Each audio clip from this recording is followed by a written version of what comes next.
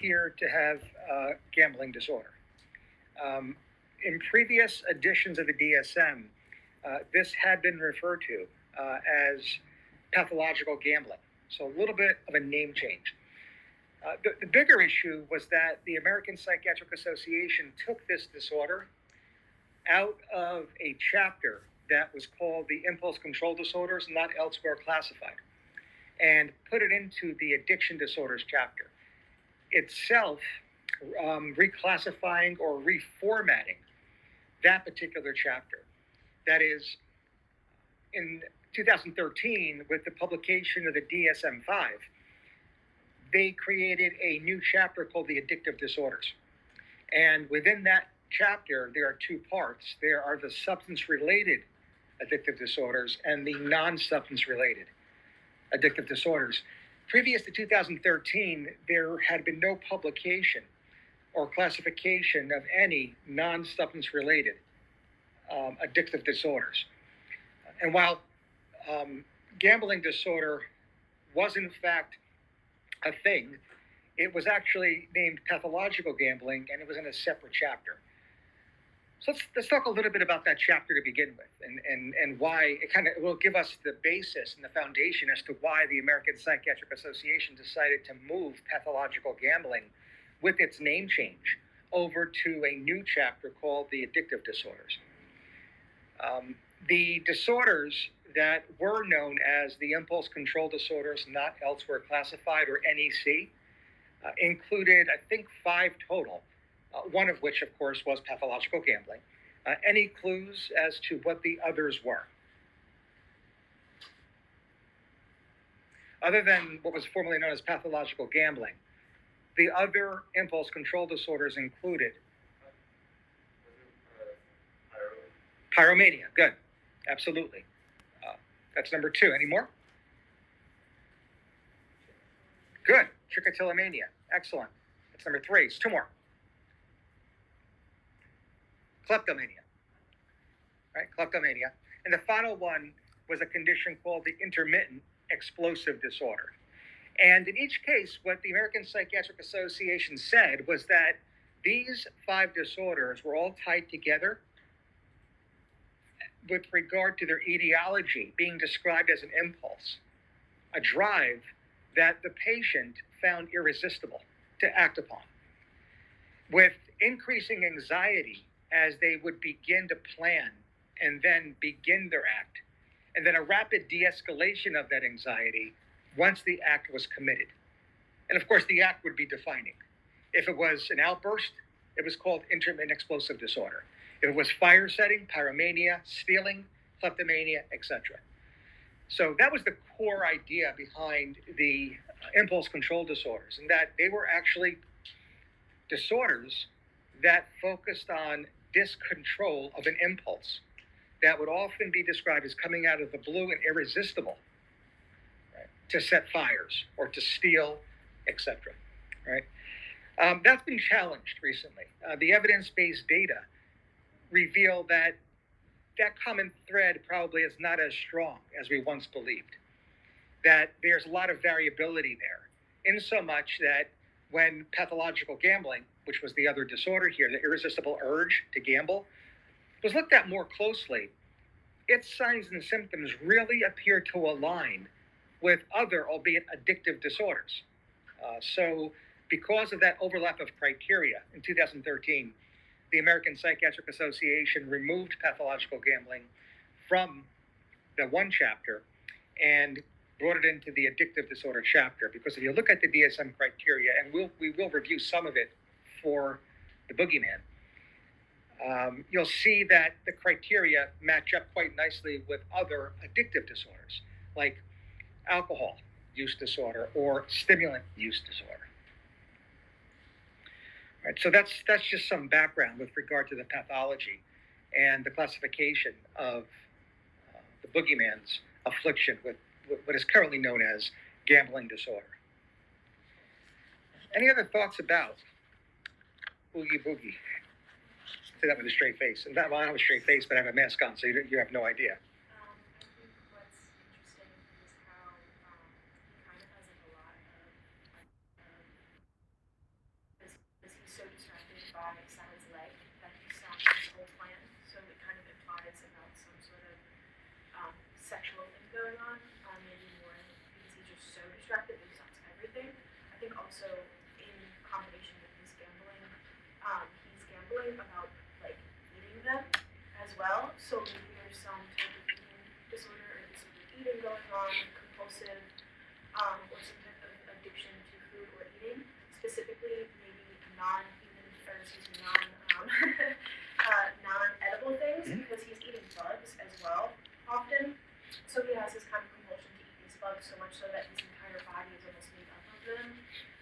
So kind of maybe foreign substance, I'm not sure of the exact term.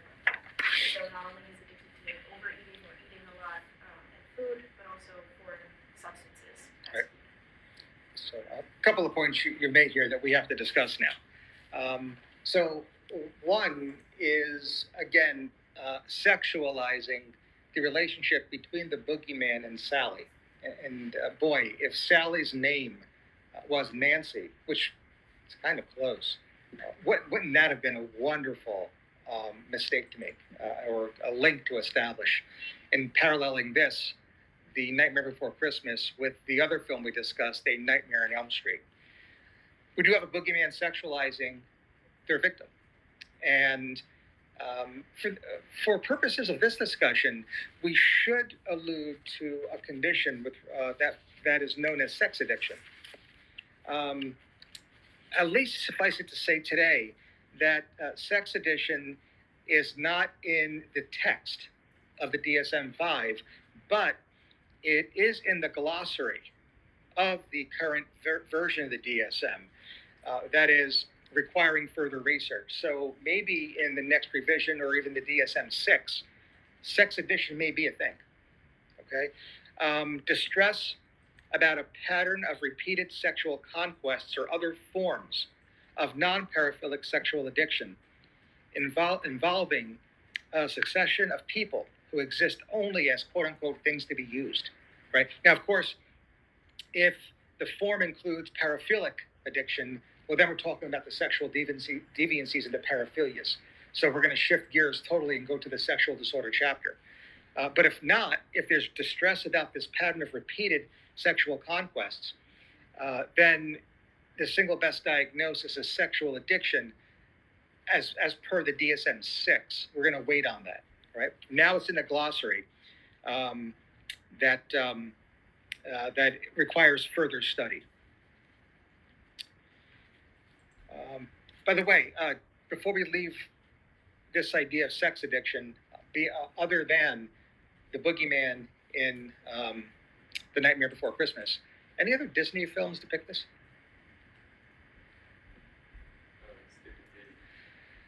Sleeping Beauty, sex addiction? There's one that I think is a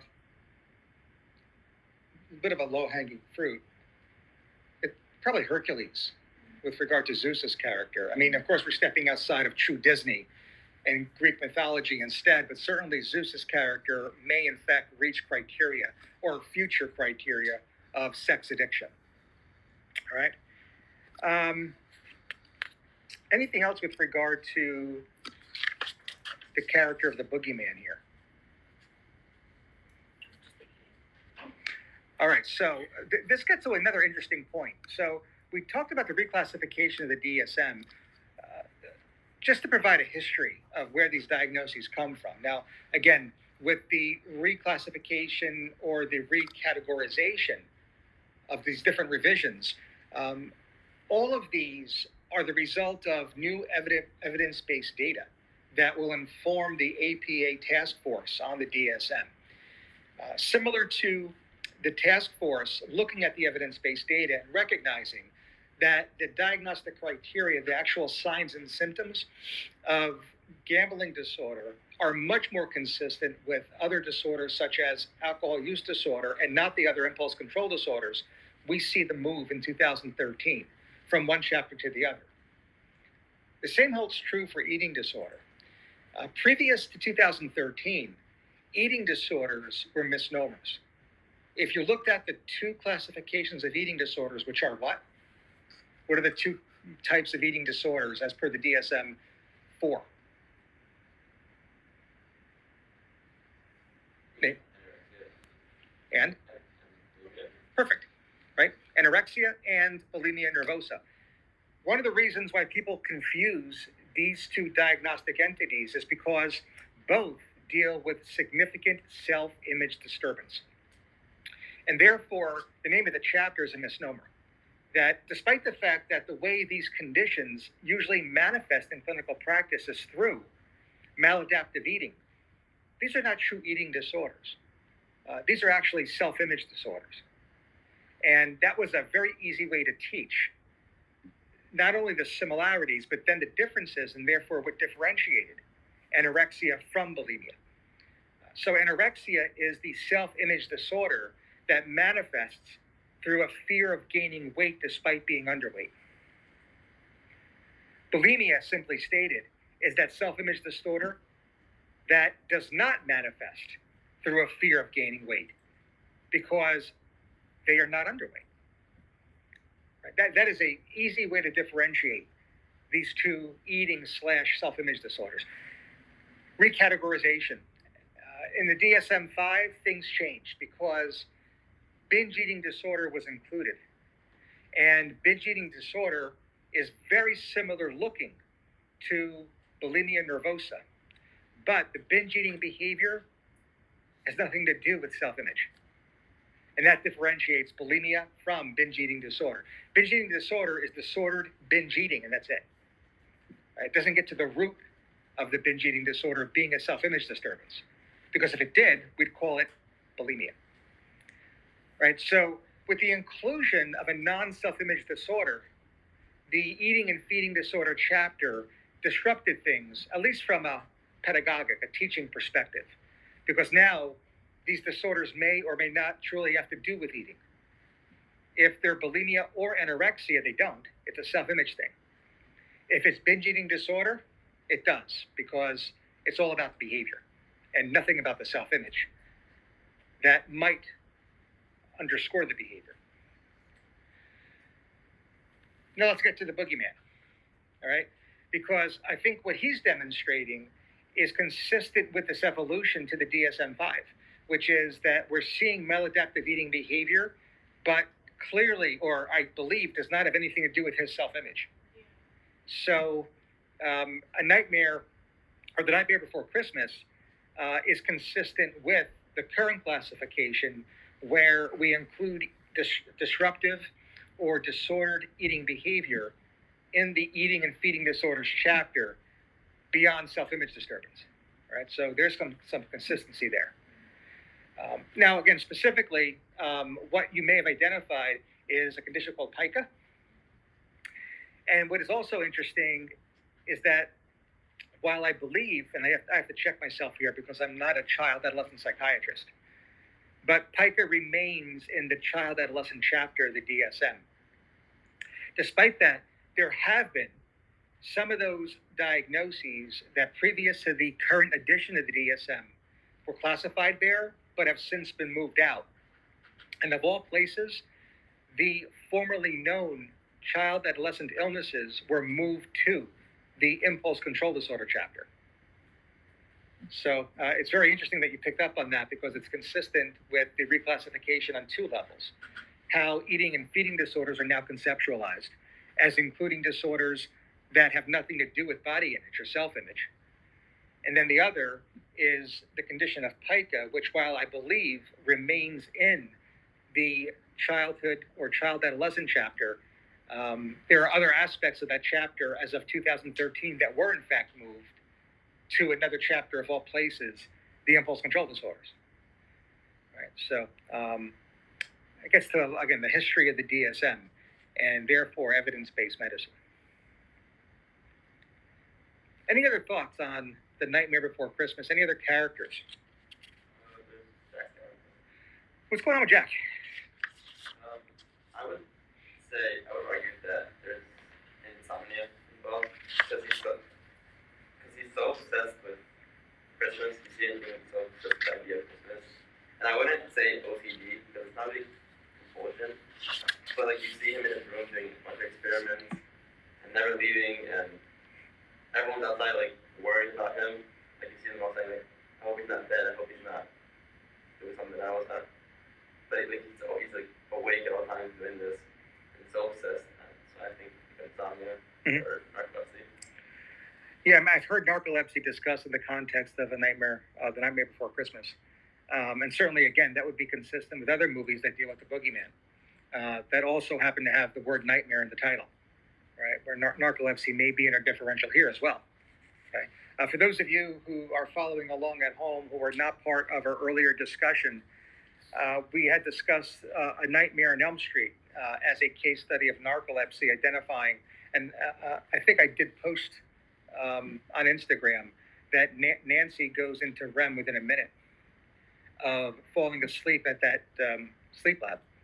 And the diagnostic threshold would be if she had done that twice within 15 minutes, it would have been pathological and therefore consistent with narcolepsy. Narcolepsy would be the most likely diagnosis. 15-minute threshold, she does it within a minute. She does it, I think, 58 seconds.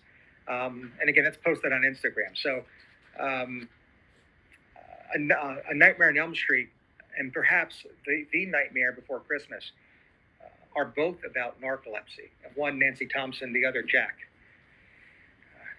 The other thing that people have brought up are his eyes and how fixed and dilated they are, and whether or not stimulants are involved.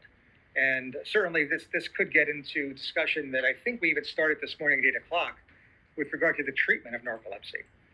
We see narcolepsy in Jerry Seinfeld, the character, in the subway. We discussed narcolepsy in the context of Nancy Thompson's most likely diagnosis in A Nightmare on Elm Street. And here we are again with regard to the sleep-wake disorder that's defined through REM intrusion into non-REM periods. And that may include the beta state, which is wakefulness, which is hopefully what we are all in right now. If we were to dream right now, we would see things and we would have sleep paralysis, which would mean we would have a drop attack as well, which would be the diagnostic criteria for narcolepsy. The treatment of which would be to try to disrupt REM. If REM is pathological here with regard to where it occurs, disrupting REM would be the focus of clinical attention. REM disruptors are usually anticholinergic drugs, right? Sleeping and dreaming are cholinergic phenomena. Therefore, anticholinergic drugs could actually disrupt REM. And when REM is pathological, that would be the objective. So tricyclics are the ones that are probably most prescribed with regard to psychiatrists that undertake the care of individuals who have narcolepsy. But there are others, right? Anybody know what other medications are used in the treatment of narcolepsy with regard to the focus or the goal of disrupting REM? Modafinil is more of a stimulant. Oh, you mean like a disruptor? Yeah, disruptor, as a REM disruptor, as something that has an anticholinergic mechanism. I'd have to look up the actual name, but it's actually also a date rape drug. Is it oxybutynin? I have to look it up, the actual name. Right. So I'm going to Google that and check it out. But again, the objective is to disrupt REM. Now, remember, there are other aspects of this condition that need to be addressed and therefore sometimes need to be addressed pharmacologically. And that would include the excessive daytime sleepiness. And that's when we would think of modafinil or perhaps a stimulant. And that's usually prescribed in the morning.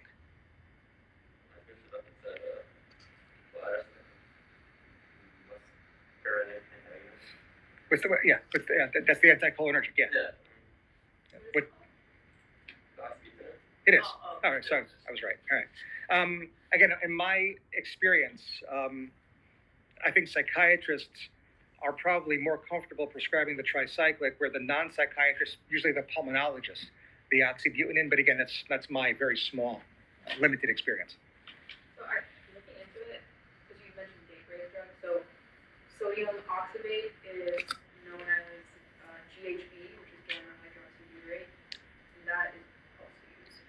So I got the two mixed up. Yeah. Right. So oxybutynin is not the date rape, but is indicated for narcolepsy. But there's also a date rape drug, GHB, that is also FDA approved for the treatment of narcolepsy. Right? So that part I did confuse. Yep. So there are actually 2 additional drugs to consider. Plus or minus the stimulant. Right? Good. All right. Any other thoughts about A Nightmare Before Christmas? Or The Nightmare Before Christmas? The Nightmare Before Christmas. Yeah. If you look at the DSM criteria, again, an easy teaching tool or an easy learning tool would be to look at the overlap of criteria between gambling disorder and other substance use disorders, alcohol, stimulants, etc. Those parts of gambling disorder that do not overlap actually conform to the acronym BOOGIE for the character. And I will post that acronym on Instagram later today. One other non-substance related disorder I want to make sure we touch on that is currently in the DSM is internet gaming disorder. So that's a thing now. All right, so I did not ask anybody to actually watch any film, Disney film or otherwise, to review internet gaming disorder. But it again is in a glossary, conditions for further study, requires more research, just like sex addiction. All right, so there's only really one disorder of the non-substance related that is currently in the text of the DSM. Right? That's gambling disorder. But internet gaming disorder, like sexual disorder, is in section 3, condition for further study. Any idea what Disney film might be covered or might cover internet gaming disorder? Ready Player One. Is Ready Player One Disney? Oh, also Wreck-It Ralph. Wreck-It Ralph, definitely. Yeah, Wreck-It Ralph is one I have listed here. The other one I listed here is a classic. A favorite of mine is Tron. Oh yes, Right, Tron. Yeah. Yeah. Yeah, well, the other thing is that when we supplement with non-Disney, arguably there's 2 movies that pop up instantly that are just like flat out awesome, and you can't help but include as a supplemental view, and that would be Ready Player One. Absolutely, no argument. The other one is Rounders. Right, Rounders is an absolute great movie. I actually have it on my top 10 list of the most awesome movies nobody's ever seen. Because every time you bring it up, the majority of people will look at you acknowledging they have not seen it. So it makes that list as well. If you actually watch this movie, Rounders, it certainly addresses, similar to Ready Player One. Actually, no, take it back. It's gambling disorder. Whereas Ready Player One would be internet gaming disorder. So there's a differentiation there. All right. I do want to review briefly some of the, let's say, etiology of gambling disorder. Remember, when we talk about mental disorders in general, we always talk from a biopsychosocial perspective, but we also talk about a perspective of the 3 Ps, right? What predisposes, what precipitates, and what perpetuates a behavior. Well, I want to talk about some perpetuating factors. And when we look at gambling disorder, that would include learning and basic learning theory. And the one part of basic learning theory that I think we have to review is operant conditioning, which is learning by consequences. Right? So if we gamble and if we get a financial reward for our risk, we are going to continue taking risks. That is basic operant principle. Operant conditioning, learning by consequences, is different than classical conditioning, which is learning by association. Classical conditioning was discovered or first described by Ivan Pavlov. Operant conditioning by behaviorists like Skinner, right? Or hence known as Skinnerian learning versus Pavlovian learning.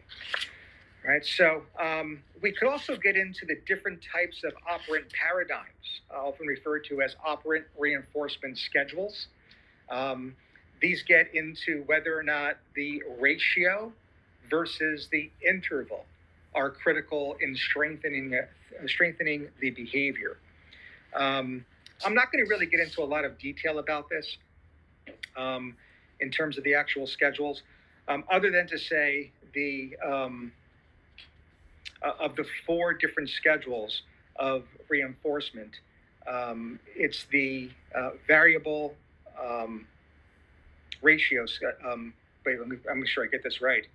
The variable ratio that is very strongly reinforcing. All right, so I'm sorry, variable interval. I'll tweet it. I'll make sure. I'm going to confirm that and tweet it for everybody because it does come up on exams sometimes. I'm going to make sure I get that right before I actually put that out there. I'm not a behaviorist, unfortunately. All right. Any other questions with regard to any of the films we discussed?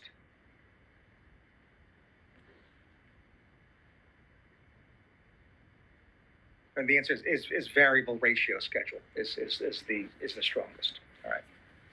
All right. I want to end this session tying it back to Seinfeld.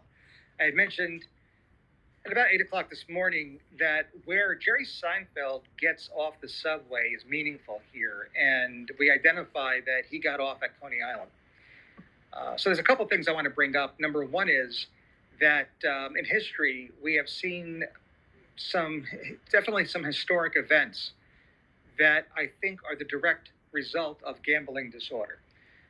One focuses on the case of John Montague, who was a pathological gambler. He had gambling disorder. And one of the things he noticed, which was taboo around the poker table, was when you eat, you got the cards greasy. So in an effort to make sure that he was not going to be the object of anybody else's anger, he put the lunch he had between 2 slices of bread to actually keep his fingers clean. His name, or his moniker being the Earl of Sandwich, his invention took his name. So the sandwich is a direct result of pathological gambling, that of John Montague, the Earl of Sandwich. And John Montague's birthday, which I believe is later this month, we should look this up, is actually known as National Sandwich Day. Right, so that's something to keep in mind.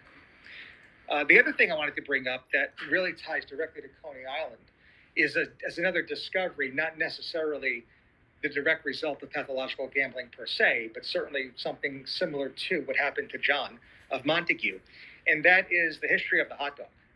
Right, so the beef industry set off on an advertising campaign about how hot dogs contained chicken beaks and chicken feet and were malnutritious. The stock for the hot dog plummeted.